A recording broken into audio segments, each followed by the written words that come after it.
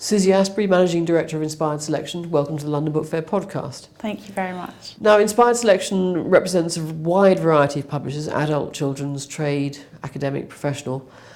That must give you a unique overview of the publishing workforce. Is it healthy at present? Are there skills gaps? Well, I think there's really sort of two questions you're asking there, and perhaps if I may start with the health of the industry and jobs market. I mean, as an industry, we've seen the market pick up in the last 12 months. And I think that's really due to two main reasons. Obviously, we've seen new technologies come in and new products being developed. And I think really that there's been a real need for some new skills in the industry to support these new products and platforms. So that has really created some new opportunities for the industry, as well as the second reason, which is really because of the confidence level within the marketplace. We've really sort of seen a real confidence in publishing. At London Book Fair 2012, there was a real difference in the language that publishers were using in digital when they're talking about their digital and international opportunities. And I think that there's been a real sort of boost to the industry, and it's really caught momentum in creating new roles, new revenue streams.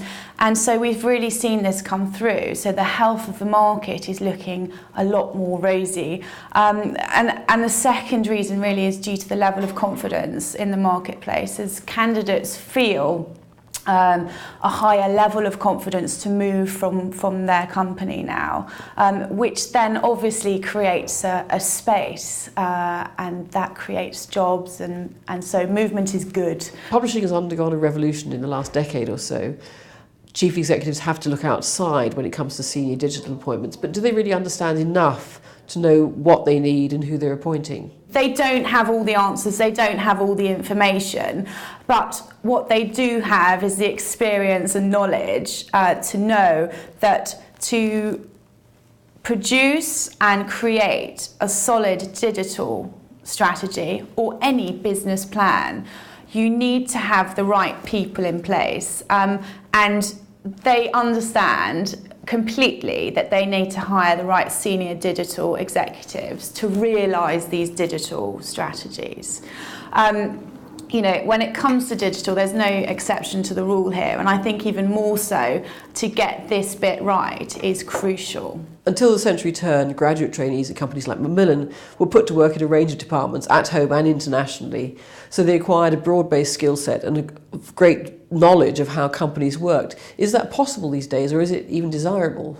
I mean, there are still graduate schemes available, and I think they are absolutely brilliant, and you can see that the lucky few that get onto those schemes actually have a fantastic career ahead of them. It's not guaranteed, but it's the type of people that are going on them are very driven and have everything sort of given to them. They have to work jolly hard, but the reason I think that they do well is that they get a great overview and such a broad knowledge base of actually how that company works and how the industry works and what the industry can do and where it's going. So what I would say really is I'd advise graduates, if possible, to go forward for an administrative role at the bottom of a company where you do get that opportunity to see every single department before making that decision. It's a great way for you to learn how the industry works, how each and every single department works, and also to network your way around that company. Build up a reputation for yourself as a great worker, but if you're going to go to a company and complain about stuffing envelopes, then you're not going to get very far at all. Is there too much emphasis on digital, do you think? Are we developing the editorial skills we need, or are we in danger of losing the kind of expertise that allowed people to work very closely on a novel or a biography, say? I don't think there's enough emphasis on digital, just to be, again, controversial. I think the thing that we need to think about is that it's not the message that's changing, or, you know, whether it's an informative publication, a trade novel, or sort of biography. It's how we're delivering it. So no, I don't think that the editorial skill set will falter, or sort of, you know, you can't lose editorial skills. And the other thing that is that I just don't think that they will be moving schedules to make digital products. I think that they build that into the schedule so that it can't affect the quality of the content coming out. I think it feels like it is quicker because of the products that we are developing, but in actual fact the schedules and the development work will remain. Do you think publishing does enough to attract bright youngsters who will go on to be tomorrow's chief executives? I mean, it still recruits predominantly white, middle-class, metropolitan youngsters, doesn't it? As our company recruits across all the different sectors, we don't necessarily feel that is the case across every single sector.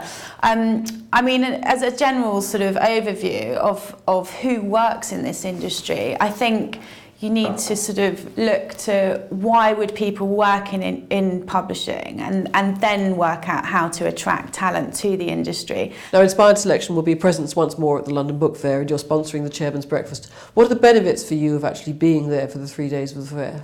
Well, the London Book Fair is always a huge event for Inspired, simply because all of its clients and candidates are under one roof. So I think my Deputy MD, Donald, has described it previously as LinkedIn Live, which I think is a fantastic capture.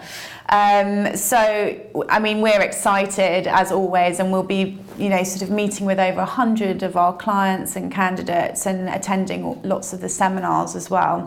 It's really our opportunity to understand and embrace the trends and challenges that the industry is facing, and I think really gives us that edge to be able to offer better solutions and information to our clients and candidates to make sure that we are embracing the change as well. You know, it's our 3rd year sponsoring the Chairman's Breakfast. And it's, you know, it's a fantastic opportunity for us to sit down with the heads of houses and chief execs across the industry, not just in the UK but internationally, and sort of really just listen to their particular challenges, whether it's talent or industry-led or technology-led, and embrace that. Suzy Astbury, many thanks indeed. Thank you.